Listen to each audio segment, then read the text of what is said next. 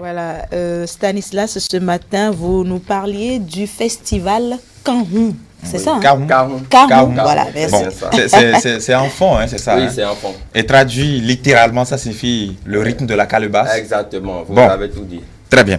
Alors, on va suivre votre réflexion sur cette initiative des Béninois et on reviendra pour en discuter. Bienvenue à tous.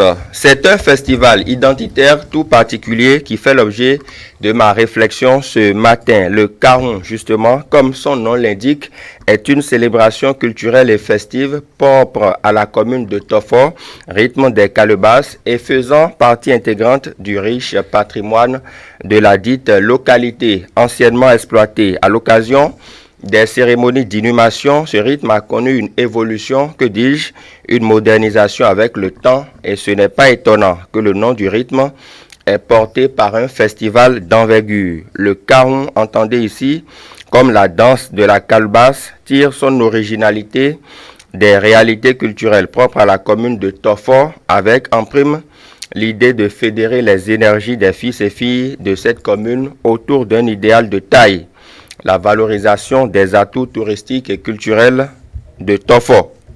Un tel événement qui porte l'estampille du jeune Babalola Rodrigue Agbossou, natif de la localité, vient prôner une fois encore, si besoin était, que, citation, aux âmes bien nées, la valeur n'attend point le nombre des années. Fin de citation.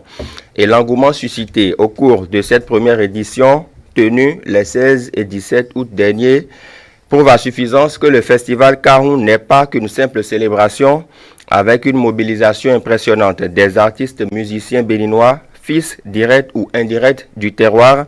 La fête fut belle et cette première édition, partie pour un coup d'essai, a été finalement un coup de maître.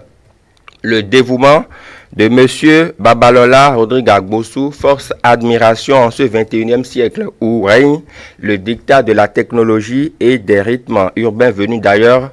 Décider alors de promouvoir un rythme à la calebasse est très original à mon avis et une telle initiative doit inspirer les promoteurs des autres fêtes identitaires de toutes les autres communes de notre pays, le Bénin. Le Dahomey d'hier, avec sa diversité culturelle, se hisse ainsi progressivement au rang des pays dont la richesse des rythmes musicaux s'étend à perte de vue. Si à chaque fête identitaire, chaque localité ou commune décide de promouvoir un rythme qui lui est propre, avec un travail sur la durée, le pays s'en porterait mieux, du moins sur le plan culturel.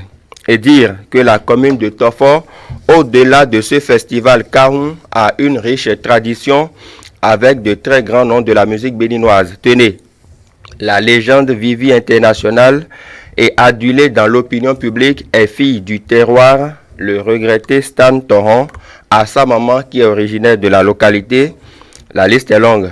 La meilleure danseuse du Bénin à l'heure actuelle, du nom de Rachel Agbossou, native de la commune, et c'est à juste titre que cet événement vient aider à pérenniser la tradition culturelle, susciter le goût du rythme d'origine locale et faire des émules au Bénin au sein de la jeunesse béninoise. De quoi faire démentir l'adage selon lequel nul n'est prophète chez soi. Créer un festival uniquement pour pérenniser le rythme Kahun à travers le temps, le moderniser en vue de son exportation afin qu'à jamais elle ne disparaisse sous la furie du monde en plein essor est un acte salutaire qui mérite à mon avis d'être soutenu à tous les niveaux, loin des fêtes identitaires qui se limitent bien souvent à une gastronomie excessive sur fond de boulimie par endroits. Il faut aller au concret avec la valorisation et la mise en lumière de nos atouts culturels, culinaires, vestimentaires. Le festival Kahun est là et doit servir d'exemple.